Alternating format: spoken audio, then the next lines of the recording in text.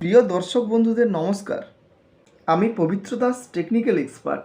ইউটিউবের বিভিন্ন উপস্থাপনার মাধ্যমে অ্যাকোয়াকালচার ফার্মার্সদের আমি গাইড করে থাকি। বিশেষ করে বর্তমান দিনে যে সকল চাষি বন্ধুগণ চিংড়ি এবং সাদা মাছের কালচার করে চলেছেন, ভেনামি চাষ সংক্রান্ত বেশ কয়েকটি ভিডিও ইউটিউবে অলরেডি আমি আপলোড করে দিয়েছি।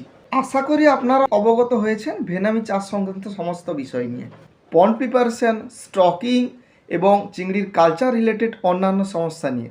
আজ আমি ভেনামি কালচারের সম্পূর্ণ একটি গুরুত্বপূর্ণ বিষয় নিয়ে বিস্তারিতভাবে আলোচনা করব। এনারা ভেনামি চিংড়ি চাষ করছেন, অর্থাৎ ভেনামি চাষি কিংবা ভেনামি চাষ শিখতে যারা আগ্রহী, তারা অবশ্যই ভিডিওটি দেখুন। যারা এখনও চ্যানেলটি সাবস্ক্রাইব করেননি, তারা চ্যানেলটি সাবস্ক্রাইব করে দিন। আমি ভেনামির আপডেট কালচার রিলেটেড ভিডিও সবসময় তুলে ধরব। আজকের এই ভিডিওর মাধ্যমে আমি আলোচনা করব ভেনামি কালচার পুকুরের খাদ্য প্রদানের সম্পূর্ণ পদ্ধতি নিয়ে, অর্থাৎ পুরো ফিড ম্যানেজমেন্ট সম্পর্কে বিস্তারিত।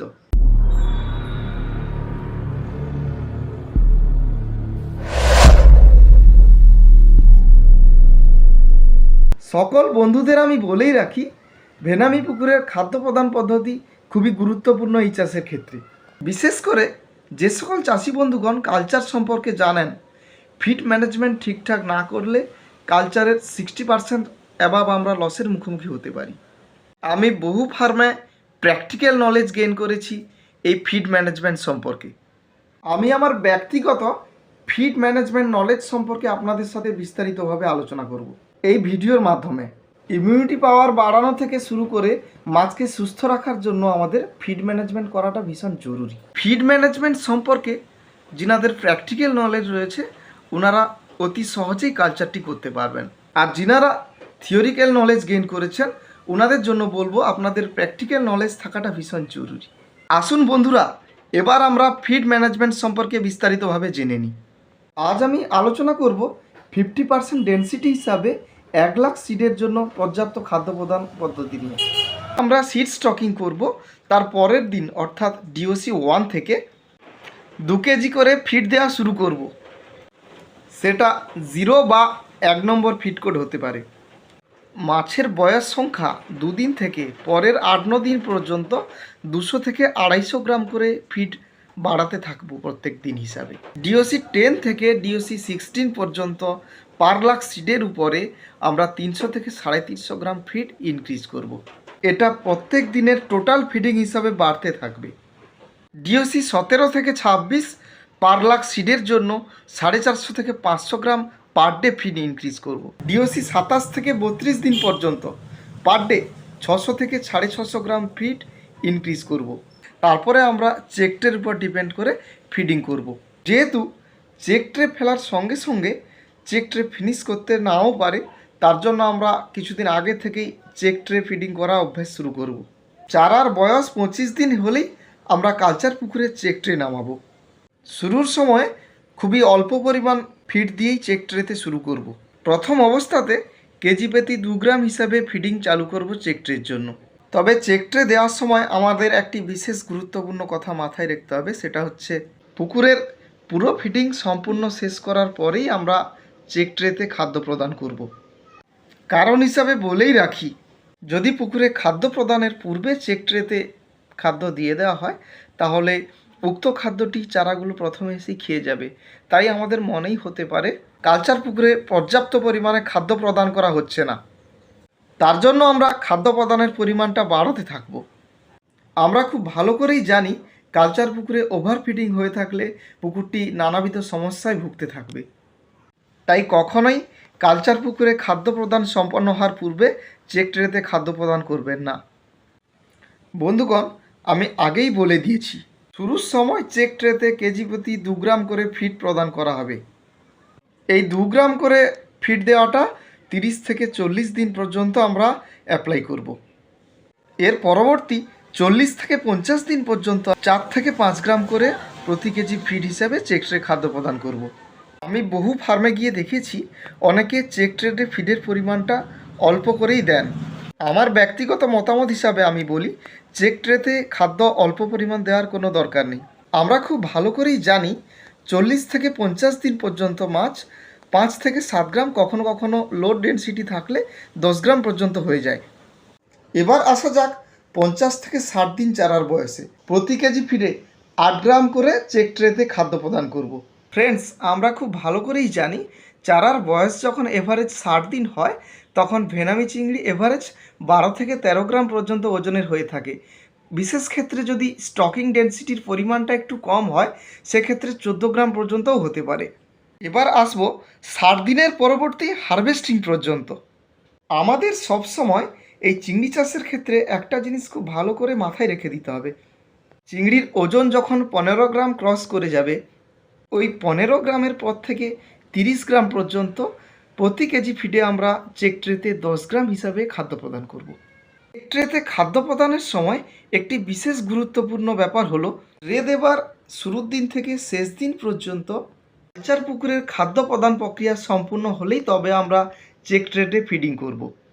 অন্যথায় আমাদের কালচার পুকুরের এফসিআর বেশি যেতে পারে। চেক ট্রে ফিডের পরিমাণটা একটু বাড়িয়ে করলে এফসিআর বেশি যাওয়ার সম্ভাবনা খুব একটা থাকে না বললেই চলে। বন্ধুরা, আমি আবারও বলে রাখি, ভেনামি চাষের ক্ষেত্রে চেক ট্রে মেনটেন করাটা ভীষণই জরুরি। বর্তমান দিনে যারা আমরা ভেনামি চাষ করছি আমরা সকলেই খুব ভালো করে জানি যে ভেনামি কালচারের ক্ষেত্রে 60% অ্যাবাভ খরচ হয়ে থাকে চারার প্রতি খাদ্য প্রদান করতে। চেক ট্রে ঠিকঠাকভাবে মেনটেন করলে আপনার তো এক্সপেন্সেস অনেকটাই কম হচ্ছেই, তার সাথে সাথে এফসিআরটাও আপনি উপযুক্ত পরিমাণে পাবেন। চেক ট্রে প্রপারলি মেনটেন না করলে নানাবিধ সমস্যা এসে যাবে, যেমন পুকুরে অত্যাধিক খাদ্য প্রদানের জন্য খাদ্যগুলো ওয়েস্ট হওয়ার কারণে অ্যামোনিয়া নাইট্রেট, H2S ও অন্যান্য টক্সিক গ্যাসগুলো যেরকম লোড হবে তার সাথে সাথে পুকুরের বটম লেভেল ক্রাশ হয়ে পড়বে, অর্থাৎ বটম লেভেল খারাপ হয়ে পড়বে। তার দরুন পুকুরে এনিমি ব্যাকটেরিয়ার প্রভাব বিস্তার করবে। ওয়াটার প্রোবায়োটিক এবং সয়েল প্রোবায়োটিক অ্যাপ্লাই করার পরেও আমরা ঠিকমতো কাজ পাবো না। ট্রেতে খাদ্য প্রদানের পর একটা নির্দিষ্ট সময় পরে যখন আমরা চেক ট্রে টেনে অবজার্ভ করব তখন ওই পায়খানাগুলো দেখে অনেক কিছুই বুঝতে পারবো। যেমন উদাহরণ হিসাবে আমি বলি, চেক ট্রেতে আসা চিংড়ির মলগুলো বিভিন্ন রঙের হতে পারে, কখনো কখনো কালো হতে পারে, কখনো কখনো আবার ফিডের কালার আসতে পারে। খুব কালো হলে আমাদের বুঝে নিতে হবে চিংড়িগুলো বটম লেভেলের অবাঞ্ছিত কিছু খাচ্ছে অথবা কালো মাটি খাচ্ছে। ফিড খেলে অবশ্যই ফিড কালার আসা বাঞ্ছনীয়। আমরা যে খাদ্যটি প্রদান করছি সেটি বেশি হচ্ছে নাকি কম হচ্ছে নাকি সঠিক মাত্রায় প্রদান করছি সেটা সম্পর্কে বোঝার জন্য আমাদের চেক ট্রেতে মলগুলো খুব ভালো করে অবজার্ভ করতে হবে। মলগুলো যদি দেখতে লম্বাকৃতি হয় তাহলে আমাদের বুঝে নিতে হবে যে পুকুরে ওভার ফিডিং হচ্ছে। মিডিয়াম আকৃতির হয় তাহলে আমাদের বুঝে নিতে হবে পুকুরে ফিড ম্যানেজমেন্ট প্রপারলি চলছে। আবার যদি চেক ট্রেতে দৃশ্যমান মলগুলো আকারে ছোট ছোট আকৃতির লাগে তাহলে আমাদের বুঝে নিতে হবে পুকুরে ফিডিং শর্ট হচ্ছে, অর্থাৎ আমাদের কালচার পুকুরে ফিড ইনক্রিজ করতে হবে।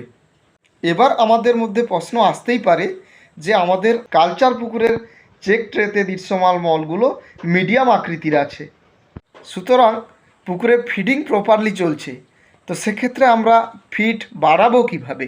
আমি সকলকে সাজেস্ট করব আপনারা 10% ফিড ইনক্রিজ করুন। আবার যদি দেখা যায় যে চেক ট্রেতে ফিড থেকে যাচ্ছে, অতএব আমাদের কালচার পুকুরের ফিড ডিক্রিজ করতে হবে বা কমাতে হবে। সেক্ষেত্রে 15% বা 20% ফিড ডিক্রিজ করব বা কমাবো। সুতরাং এক কথায় বলা যায় ফিড বাড়ানোর সময় 10% হারে ফিড বাড়াবেন, আর যদি ফিড থেকে যায় সেক্ষেত্রে 15 to 20% ফিড কমাবেন। ঠিক এইভাবে যদি আপনারা ফিড ম্যানেজমেন্ট করেন আমি আশা করছি আপনারা ভালো এফসিআর গেইন করবেন। তো বন্ধুরা, আমরা অলরেডি শিখে নিলাম পুকুরে ফিডিং স্টার্ট করা, ফিড ইনক্রিজ ডিক্রিজ করা এবং চেক ট্রে মেনটেন করা সম্পর্কে। আরও একটি খুবই গুরুত্বপূর্ণ বিষয় নিয়ে আপনাদের সাথে শেয়ার করি। আমাদের মধ্যে অনেকেরই কৌতূহল কাজ করে যে আমরা তো চেক ট্রে দিলাম, কিন্তু কত সময় পরে আমরা চেক ট্রেটা চেক করব। আমি বলেই রাখি, প্রথম অবস্থাতে যখন আমরা চেক ট্রে প্রদান করছি চিংড়ির ওজন আপ টু 10 গ্রাম পর্যন্ত 2 ঘন্টা 15 মিনিট থেকে 2.5 ঘন্টা সময় পরে আমরা চেক ট্রে দেখব। চিংড়ির ওজন আপ টু 20 গ্রাম পর্যন্ত 2 ঘন্টা এভারেজ সময়ের পরে আমরা চেক ট্রে দেখব। আবার চিংড়ির ওজন 20 গ্রাম বা তার বেশি হলে আমাদের দেখতে হবে 1 ঘন্টা 45 থেকে 1.5 ঘন্টার মধ্যে check tray.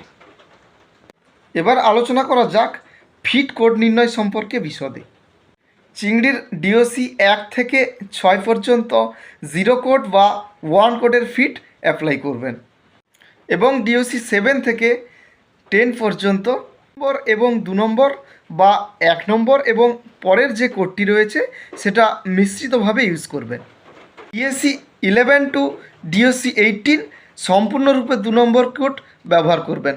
DOC 18 two DOC 22 2 নম্বর এবং 3 নম্বর মিক্স করে ইউজ করুন, অথবা 2 নম্বর ফিডের কোড এবং পরবর্তী ফিডের কোড যুগ্মভাবে মিশিয়ে পুকুরে ব্যবহার করবেন। চিংড়ির ডিওসি 22 থেকে ডিওসি 30 পর্যন্ত 3 নম্বর ফিড সম্পূর্ণরূপে ব্যবহার করবেন। ডিওসি 31 থেকে ডিওসি 35 পর্যন্ত 3 নম্বর এবং 4 নম্বর কোড মিশিয়ে যুগ্মভাবে ফিডিং করবেন। 3 নম্বর এবং তার পরবর্তী যে কোডটি রয়েছে সেটি মিশিয়ে ব্যবহার করবেন। এবার ডিওসি 36 টু ডিওসি 45 পর্যন্ত 4 নম্বরের যে কোডটি রয়েছে সেটি ব্যবহার করবেন এবং এর পরবর্তী সময়ে শ্রিম্পের বডি ওয়েট অনুযায়ী ফিড কোড নির্বাচন করতে হবে। বন্ধুরা, এবার আমরা জেনে নেব যে বডি ওয়েট কত দিনে কত গ্রাম হওয়া উচিত। কালচারের শুরু থেকে 30 থেকে 35 দিন পর্যন্ত মাছের নর্মাল বডি ওয়েট হওয়া উচিত 3 থেকে 4 গ্রাম। ডিওসি 40 থেকে 45 দিনের মধ্যে চিংড়ির ওজন 5 থেকে 6 গ্রাম হওয়া উচিত। 50 থেকে 52 দিনের মধ্যে 8 থেকে 9 গ্রাম বডি ওয়েট হওয়া উচিত। 60 থেকে 62 দিনের মধ্যে 12 থেকে 13 গ্রাম। 70 থেকে 72 দিনের মধ্যে 15 থেকে 16 গ্রাম বডি ওয়েট হওয়া উচিত। 80 থেকে 82 দিনের মধ্যে 18 থেকে 19 গ্রাম। 90 থেকে 92 দিনের মধ্যে 22 থেকে 24 গ্রাম বডি ওয়েট হওয়া উচিত। 100 থেকে 105 দিনের মধ্যে 26 থেকে 28 গ্রাম হওয়া উচিত এবং 110 থেকে 115 দিনের মধ্যে 29 থেকে 30 গ্রাম বডি ওয়েট হওয়া উচিত শ্রিম্পের। বন্ধুরা, আমি এত আলোচনা করলাম একটি কালচার পুকুরের ভেনামির নর্মাল গ্রোথ নিয়ে, তবে বিশেষ বিশেষ ক্ষেত্রে এর ব্যতিক্রমও হতে পারে, অর্থাৎ উপযুক্ত বয়সের থেকেও চিংড়ির অত্যাধিক গ্রোথ হতে পারে। উদাহরণ হিসাবে বলে রাখি, আমরা যে চারাটি মজুত করেছি স্টকিং পুকুরে, অন্যভাবে যদি ওই চারার সারভাইভাল ডাউন হয় তবে কিন্তু অবভিয়াসলি চারার গ্রোথ স্বাভাবিকের তুলনায় বেশি থাকবে। আরও একটা ব্যাপার হচ্ছে, আমরা যদি কালচার করবার সময় স্টকিং ডেনসিটি খুব অল্প পরিমাণ নিই, সেক্ষেত্রে কিন্তু চারার গ্রোথ স্বাভাবিকের থেকেও বেশি হওয়া উচিত। বন্ধুরা, আমি আপনাদের সকলকে পুনরায় অবগত করছি, কালচার পুকুরে প্রপারলি ফিড ম্যানেজমেন্ট করুন, না হলে এই চাষে লসের সম্মুখীন হয়ে পড়বেন। আমি আগেই আলোচনা করেছি যে ওভার ফিডিং করলে যেরকম ক্ষতির সম্ভাবনা আছে, সেরকম লো ফিডিং করলেও ক্ষতির সম্ভাবনা আছে। আমি উদাহরণ হিসাবে বলে রাখি, যদি আমাদের পুকুরে পর্যাপ্ত পরিমাণে খাদ্য প্রদান আমরা না করে থাকি, সেক্ষেত্রে চারার গ্রোথ ঠিকমতো আসবে না। এবং চেক ট্রে টাইমলি অবজার্ভ করবেন। অবজার্ভ প্রপারলি করার পরে ফিড ডিক্রিজ বা ইনক্রিজ করবেন। একটা গুরুত্বপূর্ণ ইনফরমেশান আপনাদের দিয়ে রাখি, আপনি যে ফিডটা অ্যাপ্লাই করছেন আপনার কালচার পুকুরে, ওতে 14% যেন 35 বা তার অ্যাবাভ হয়ে থাকে এবং ফ্যাট 5% বা তার বেশি হয়ে থাকে। এগুলো প্রপারলি জেনে তবেই ফিড ব্যবহার করবেন, অন্যথায় কিন্তু চারার গ্রোথ ব্যাহত হতে পারে। এবং প্রয়োজনে যে সকল কালচারিস্ট অভিজ্ঞ ফিড ম্যানেজমেন্ট করে থাকেন তাদের দিয়ে ফিড ম্যানেজমেন্ট করান, আপনি অবশ্যই লাভবান হবেন। এই ফিড ম্যানেজমেন্ট সম্পর্কে কারোর কিছু জিজ্ঞাসা থাকলে আপনি সরাসরি আমার নাম্বারে যোগাযোগ করতে পারেন। প্রত্যেকটি ভিডিওর শেষে আমি আমার কন্ট্যাক্ট নাম্বার দিয়ে থাকি। কালচার রিলেটেড ইম্পর্টেন্ট ভিডিও দেখতে সরাসরি আমার চ্যানেলটি সাবস্ক্রাইব করুন। যারা অলরেডি সাবস্ক্রাইবার আছেন তাদেরকে আমি অসংখ্য ধন্যবাদ জানাবো আমাকে এভাবে সাপোর্ট করার জন্য। চারা ছাড়া থেকে শুরু করে হারভেস্টিং পর্যন্ত প্রত্যেকটি ইম্পর্টেন্ট ভিডিও আমি আমার চ্যানেলে আপলোড করব। আশা করি আপনাদের কালচার করতে ভীষণ সাহায্য করবে। চিংড়ি এবং সাদা মাছ সংক্রান্ত যে কোনো বিষয়ে জানতে হলে কমেন্ট বক্সে কমেন্ট করুন। অথবা আমার ফোন নাম্বারে সরাসরি যোগাযোগও করতে পারেন। ভিডিওটি যদি আপনাদের খুব ভালো লেগে থাকে তাহলে চ্যানেলটি সাবস্ক্রাইব করতে ভুলবেন না। আজকে আর বেশি কিছু না বলে ভিডিও শেষ করলাম। আপনারা সবাই ভালো থাকুন, সুস্থ থাকুন। দেখা হচ্ছে আগামী ভিডিওতে। All the best with love, পবিত্র দাস, টেকনিক্যাল এক্সপার্ট।